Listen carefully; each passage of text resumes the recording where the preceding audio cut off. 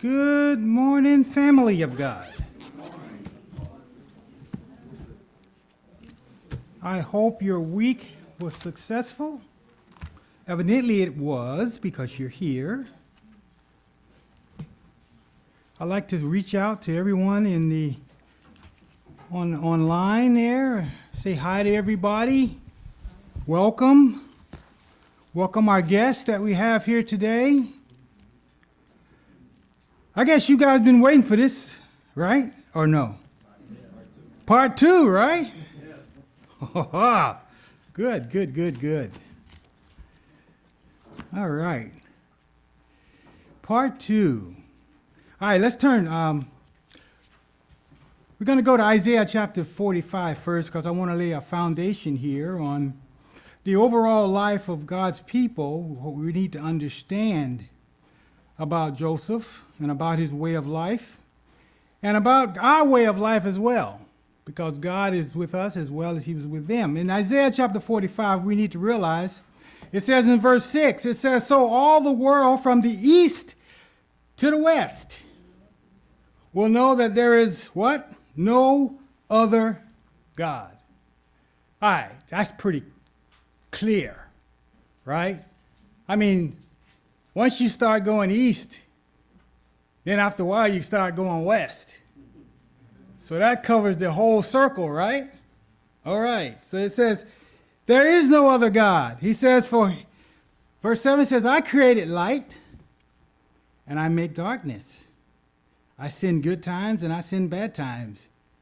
I, the Lord, am the one who does these things."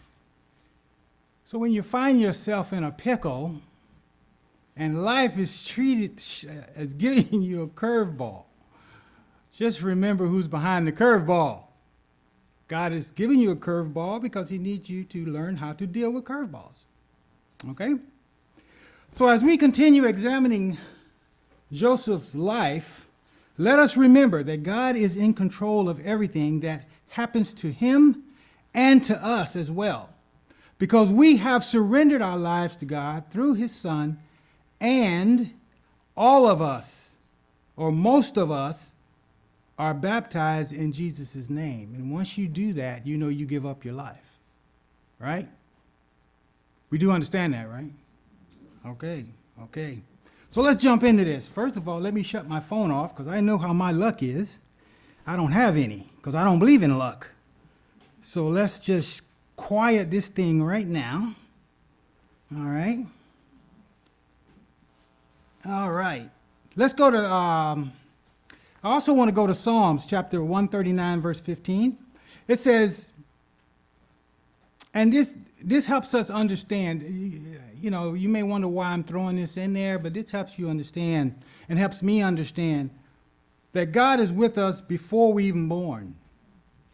He's with us before we even conceived, because he's the one who does all that. It says in Psalm 139, this is David talking, it says, "You watched me as I was being formed in utter seclusion, as I was woven together in the darkness of my mother's womb." In other words, God was there even before David was a little dots of cells. Okay?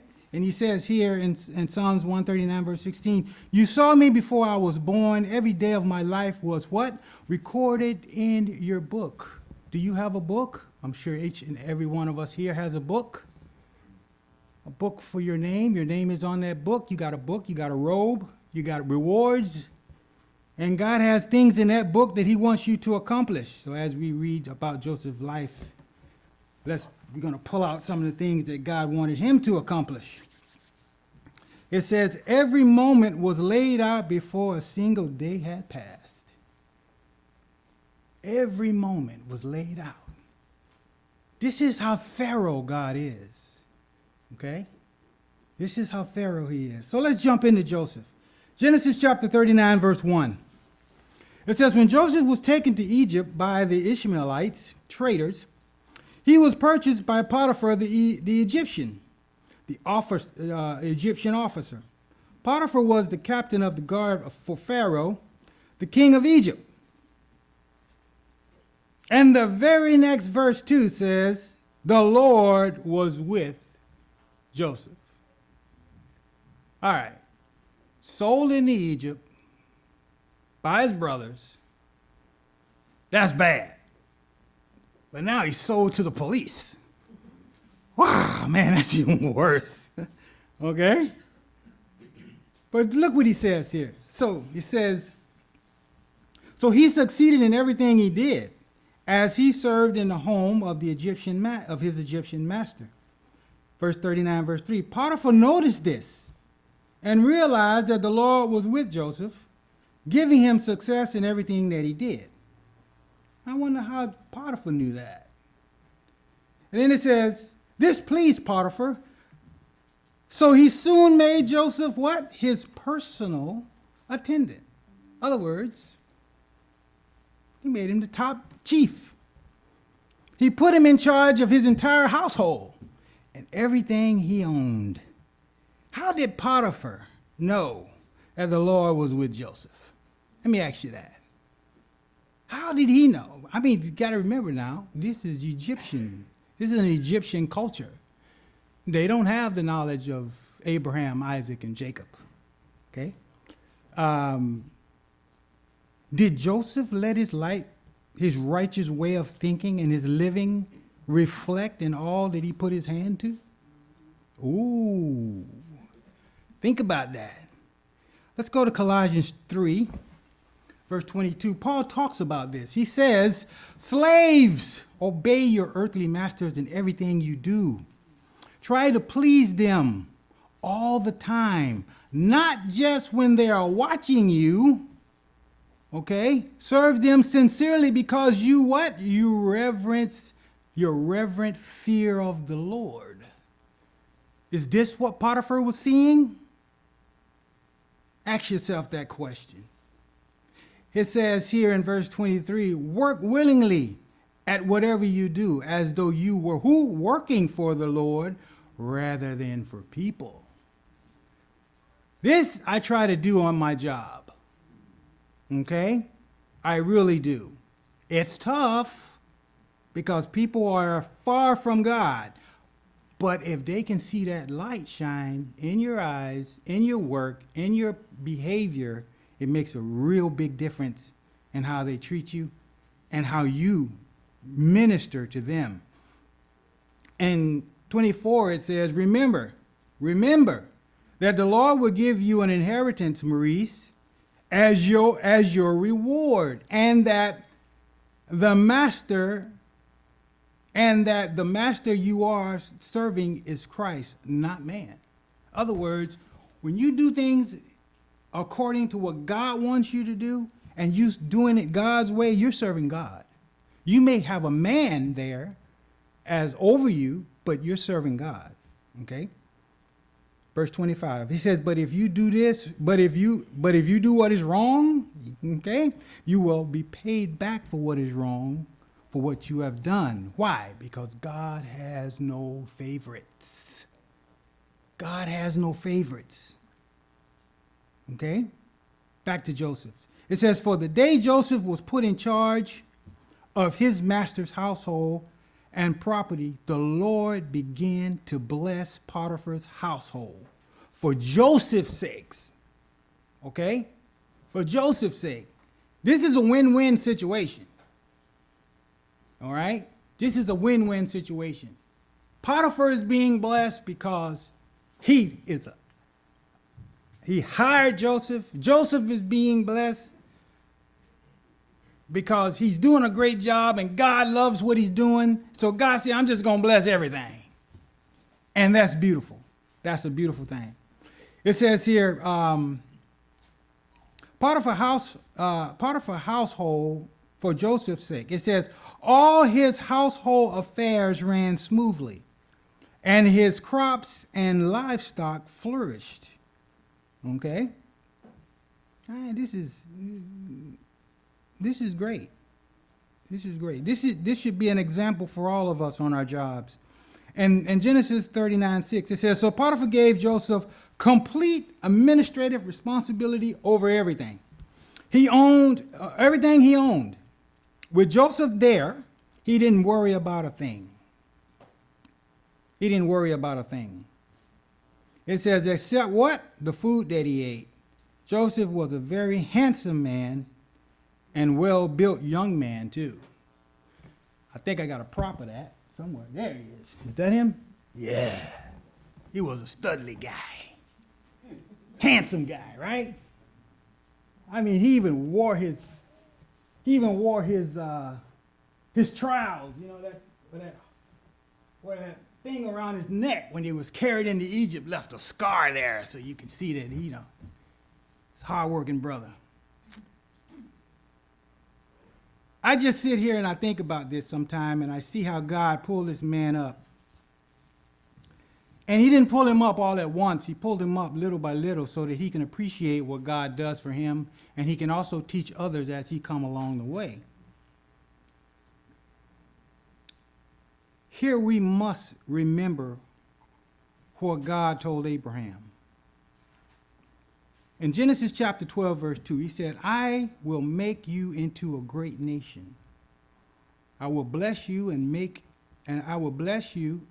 you famous. And you will be what? You will be blessing, you will be a blessing to others. To others. Look at what Joseph is doing. We know where he's headed. He's going to bless the whole world here in a minute as he keeps growing and obeying God.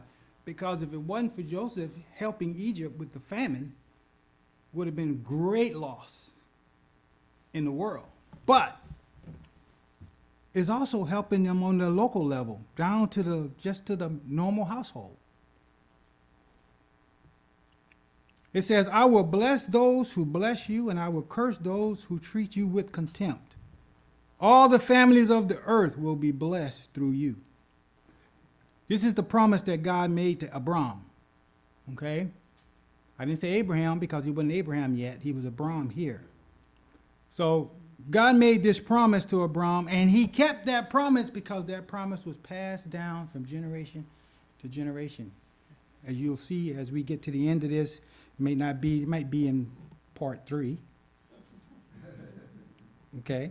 But you'll see how Joseph his sons and everybody was blessed through Jacob. In Genesis chapter 12, verse 2, it says, I will make you into a great nation. I will bless you. Okay, so we read that. In Genesis 39:7, and Potiphar's wife soon began to look at him lustfully. Okay. You're always going to have a problem in life. Sometimes they have 2 legs, sometimes they have 8. This one here is a 2-legged problem. Okay.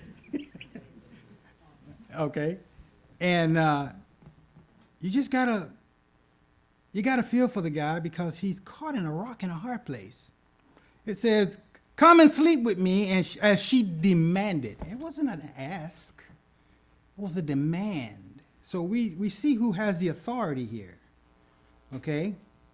And as much as I try to say, this might have been a one-off, I doubt it. Because if she's demanding it, then what have the other slaves had to go through? Okay?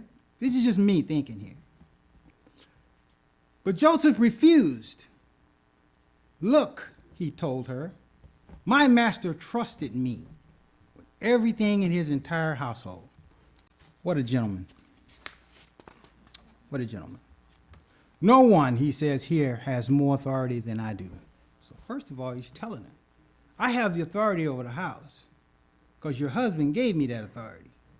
It says, he has held back nothing from me except you, because you are his wife. How could I do such a wicked thing?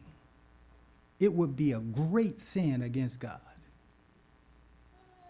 Now, here I'm sitting here saying to myself, these guys hasn't been in the Saturday school as they were coming up. The church wasn't created yet, right? Heck, Moses hasn't even come in the scene yet. The law hasn't even been given. But look at how these guys, this man, honors God. with the way he lives his life and the way he treats his fellow neighbor. And I just couldn't help but try to figure out why. But then he has a grandfather, his grandfather Abraham. Well, I'm sure sitting around that old tent every once in a while, some stories came out. And the story of God, Abraham, Sarah, and Abimelech must have been one of them. Genesis chapter 20, verse 2. It says, Abraham introduces his wife Sarah by saying, she is my sister. So King Abimelech of Gerar sent for Sarah and had her brought to him to his palace. But that night, God came to Abimelech in a dream and told him, you are a dead man. Okay? Now, you think nightmares are scary? Let God come to you in the middle of the night and tell you that. You would probably die in your sleep. If God came to me and told me this, I would be horrified. You are a dead man. For that woman you have what? That you have taken is already married. And you could tell that Abimelech was scared because listen to what he said. He said, but Abimelech had not slept with her yet. So he said, Lord, please. He said, will you destroy an innocent nation? Please. He said, no. Didn't Abraham tell me she was my sister? And didn't she say herself that he was my brother? I agree with the man. I would have been panicking here. He says, I acted in complete innocence. I didn't do nothing wrong, he said. My hands are clean. This man was terrified, okay? He was terrified. He said, my hands were clean. And then it says in verse 6, in the dream, God responded, yes, I know you are innocent. Oh, my goodness. Thank God he said that. Thank God he said I was innocent. That's why I kept you from sinning against who? Me. I kept you from sinning against me. And why I did not let you touch her. Okay? I'm sure this story had to get around somewhere for Joseph to be as honest and hard working as he is. Now, what did God tell Abimelech? Now, return the woman to her husband, and he will pray for you, for he is a prophet. Then you will live. But if you don't return her to him, you can rest assured that you and all your people will die. I would have got out of bed so fast, ran in there, and I would have found Abraham in my pajamas and had Sarah right with me saying, take her back. It's amazing how we read these things and we don't have all the puzzle. But when we think about them, we have to kind of speculate that these lessons got taught hand to hand, came down from their grandfather to their fathers to their sons. And Joseph, he did a good job. In Genesis 39:10, she kept putting pressure on him. How many of you guys have pressure at work?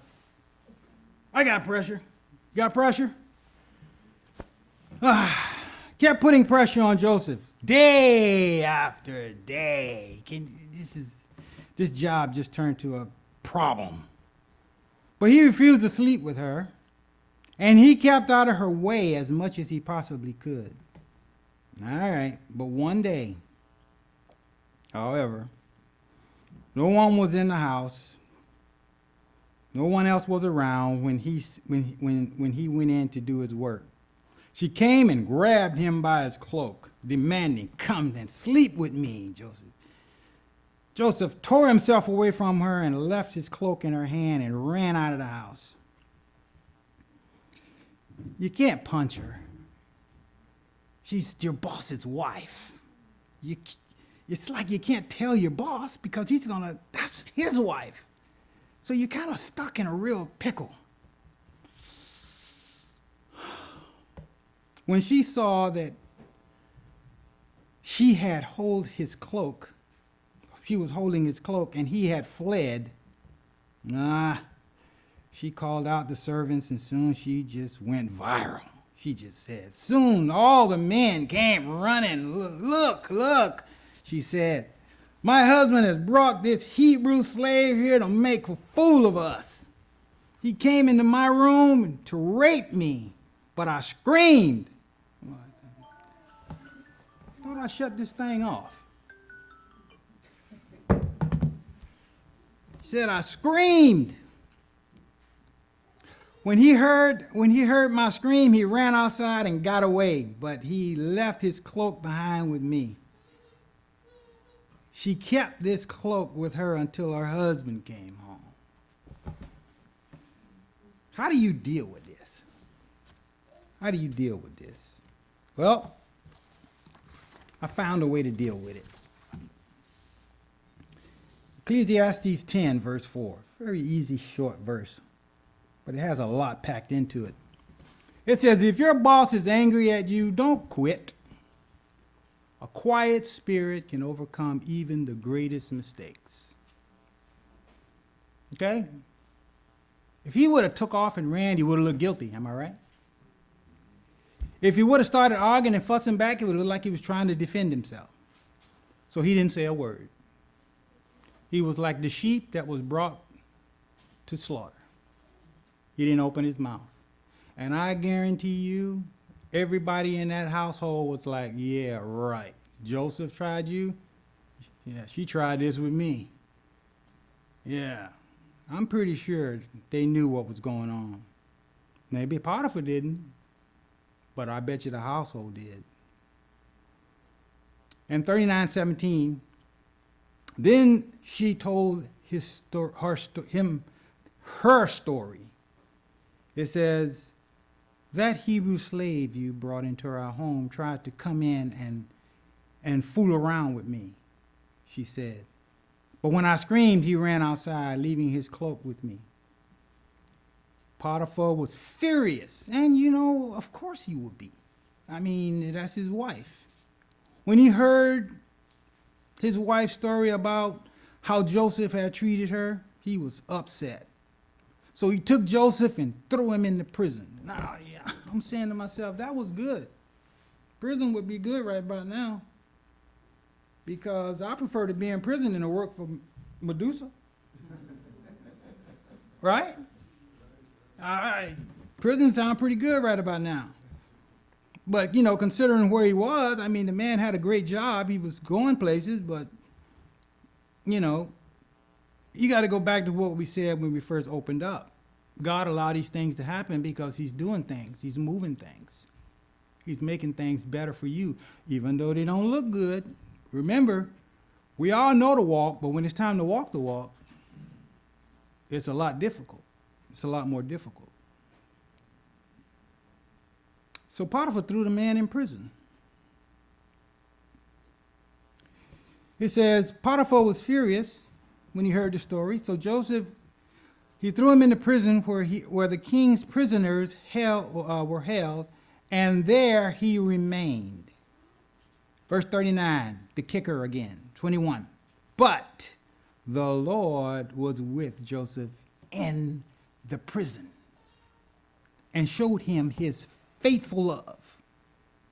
And the Lord made Joseph a favorite with the prison warden. Before long, the warden put Joseph in charge of all that he had to do, everything that the prisoner, and over everything that happened in the prison. The warden had no more worries because Joseph took care of what? Everything. The Lord was with him and caused everything he did to succeed. Listen, when God is for you, who can be against you? We need to ask ourselves that question. God intervened for Joseph here, and he does it every day for each one of us. I'm telling you, if you just take the time and look at your life, you'll see how God has intervened for everyone. Let's go to Romans chapter 8, verse 31. It says, what shall we say about such wonderful things as these? If God is for us, who can ever be against us? Verse 32, since he did not spare even his own son, but gave him for us all, won't he also give us everything else? Got to keep the faith. Remember, he gave his son. It says, who dare accuse us whom God has chosen for his own? Remember that. You are his own. You're the apple of his eye. No one, for God himself has given us right standing with himself. Verse 34. Who then will condemn us? No one, for Christ Jesus died for us and was raised to life for us. And he sits in the place of honor at God's right hand, pleading for us. So remember this, brethren. When you get into a trial or a serious situation like this, remember who's on your side. Remember who's pleading for you. Remember who's fighting for you. Let's go to verse 4, chapter 40, verse 1. Sometime later, Potiphar, chief cupbearer and chief baker, sometime later, Pharaoh, chief cupbearer and chief cupbaker, offended their royal master. Pharaoh became angry with these two officers, and he put them in prison with Joseph, where Joseph was, in the palace of the captain of the guard. They remained in prison for quite some time, and the captain of the guard assigned them to Joseph. Now, wait a minute. The captain of the guard, isn't that Potiphar? Think about this. These two men were brought to Joseph by the captain of the guard. So maybe Potiphar knows what's going on. You know, you know that Joseph is a decent guy. Okay? He says, they remained in prison for quite some time, and the captain of the guard assigned them to Joseph, who looked after them. While they were in prison, Pharaoh's cupbearer and baker each had a dream one night, and each dream had its own meaning. When Joseph saw them the next morning, he noticed that they looked upset. Now, let me ask you a question. When you go to work, do you notice if your coworkers are upset? Or do you just go to work? Do you look for an opportunity to minister to your coworkers? Do you look for an opportunity to help them? Or do you just say, I got to get through today. Keep my head straight, my shoulders square, do my job? Or do you have an opportunity to what? Minister. But he looked at them and he said, they looked a little upset. He says, why do you look so worried today? He asked them. And remember now, these prisoners. And they replied, we both had a dream last night, but no one can tell us what it means. Now listen what Joseph says. Interpreting dreams is God's business. I like that saying right there. God's business. And guess who's about God's business? Little old prison guy named Joseph. Joseph replied, go ahead and tell me your dream. So the chief cupbearer told Joseph his dream first. In my dream, he said, I saw grapes in front of me, a grapevine in front of me. The vine had 3 branches that began to bud and blossom, and soon it produced clusters of ripe grapes.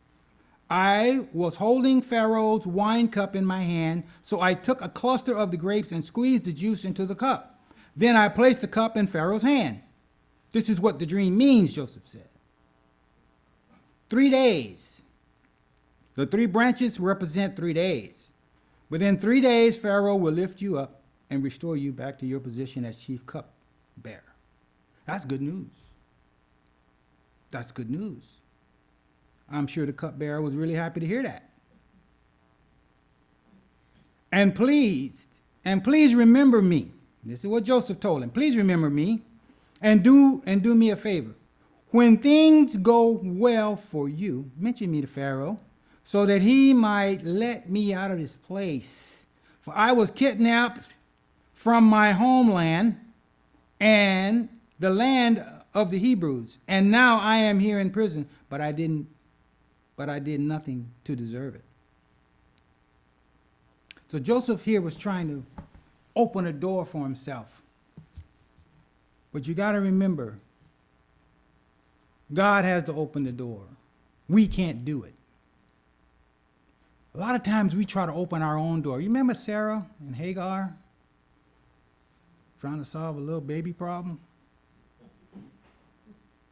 Made a bigger problem. Okay? Sometimes you just need to wait. Be still and be silent and wait on the Lord. But I understand, Joseph, prison ain't nowhere to, no, it's not a cakewalk. Okay? Prison is not a cakewalk. And please, he said, remember me. It says, when the chief baker saw that Joseph had given the first dream such a positive interpretation, he said to Joseph, I had a dream too. Pick me, pick me.